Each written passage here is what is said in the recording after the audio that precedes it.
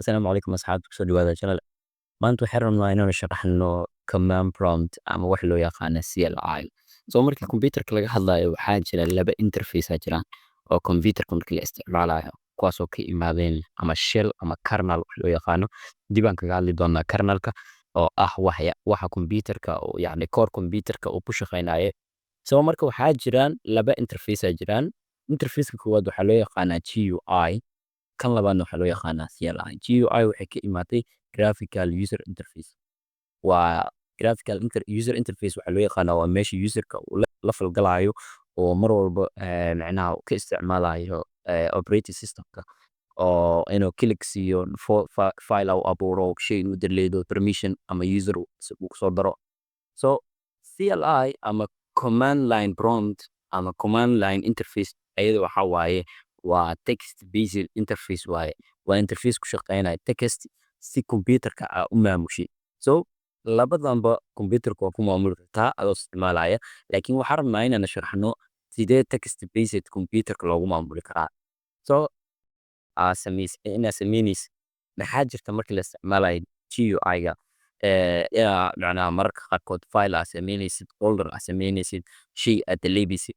Inta aad GUI ku sameynaysid waa lagu sameyn karaa CLI ama command line qaabka macnaha. Sida hadda command-ga kaaga muuqdo command line-ka waa fastest waaye, waa midka ugu fudud oo shaqooyin aad u badan ka qabanayo macnaha. Hadda shaygan oo kale mkdir macnaheedu waxay u taagan tahay make directory waa. mkdir waxay u taagan tahay make directory ama make folder ay u taagan tahay. waxay abuurtaa folder Ilyas la dhahayo hebelow text info text. One command waxaa lagu sameyn karaa a lot of files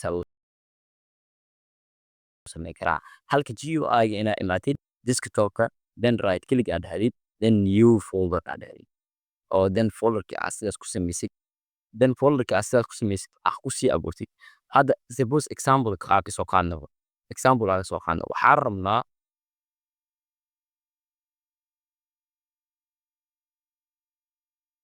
Waxaan rabnaa inaynu abuurno project web camal ama project oo Node.js ama project adiga React oo kale ama project simple iska ah. Marka abuurayno project coder waa inaan sameynaa new folder waa inaan sameynaa.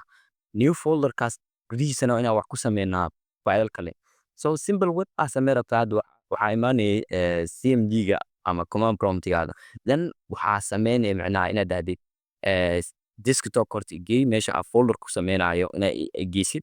Then kabacdi aad dhahdid waxaa ii abuurtaa make directory waxaa ii sameysaa project ii samey folder lahayd project. Intii aad macnaha desktop-ka tagi lahayd simple inaad dhahdid echo waxaa ii sameysaa index.js hebelow waxaa kaloo ii sameysaa style.css waxaa kaloo ii sameysaa index.html. Then waxaa igu soo furtaa maxaa la yidhahdaa vscode igu soo adoo isticmaalayo code isticmaalayo, then wuxuu kugu soo furi doonaa vscode kugu soo furi doonaa. Simply marka intaan oo command ayaa waxay ka caawinayaan inaad si project-ga si fudud ama less time mar walbana waxaa la fiiriyaa less time instead of aad GUI-ga aadi lahayd oo simply aad dhihi lahayd folder hebelow ii sameey. Command-iskan ayaa rabnaa inaan sharaxno insha Allah muuqaalka ku xigo. Soo dhawaad.